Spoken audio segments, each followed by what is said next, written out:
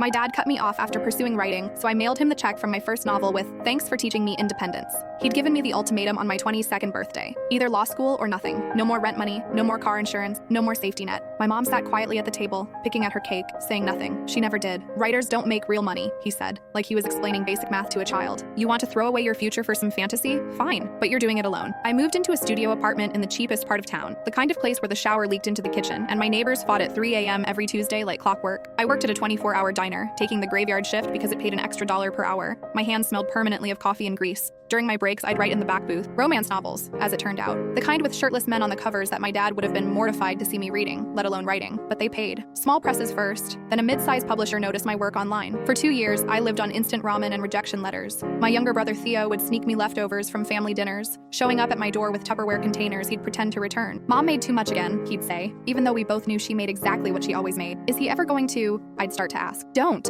Theo would cut me off. "You know how he is." I did know. My dad was the kind of man who believed being right was more important than being kind. Admitting he'd been wrong would have required a level of humility he simply didn't possess. The kind of man who'd bring up that one time he warned me about something at every family gathering for the next decade. I'd see their Christmas cards in other relatives' houses, perfect family photos where I'd been cropped out. My aunt asked me once why I wasn't in them anymore. "Creative differences," I said, and she laughed like I was joking. The rejection letters piled up, 83 of them over 18 months. I kept them in a shoebox under my bed. There were nights I'd stare at my phone, my dad's number right there, thinking how easy it would be to just apologize, to say he was right, and I was wrong. Then my fourth book hit the New York Times bestseller list. My agent called while I was scrubbing toilets at the diner to pick up extra cash. The advance for my next 3-book deal was $340,000. I sat on the bathroom floor and cried for 20 minutes straight. My manager found me and asked if I was okay. "I'm great," I said, mascara running down my face. "I'm absolutely great. I quit both jobs that week, paid off my student loan, got a decent apartment with a shower that didn't leak, and then I did something petty. I knew it was petty even as I did it. I went to the bank and requested a physical check for $50,000. I mailed it to my parents' house with a note card that just said, "Thanks for teaching me independence." My phone rang 3 days later. It was my mom. "Your father wants to talk," she said quietly. "I'm sure he does. He's very proud of you." I laughed. Actually laughed out loud. "Is he? That's wonderful. Tell him I'm very proud of myself too." "Please don't do this," she said, and her voice cracked in that way that used to make me feel guilty. Used to. "I'm not doing anything, Mom. I sent him a thank you note."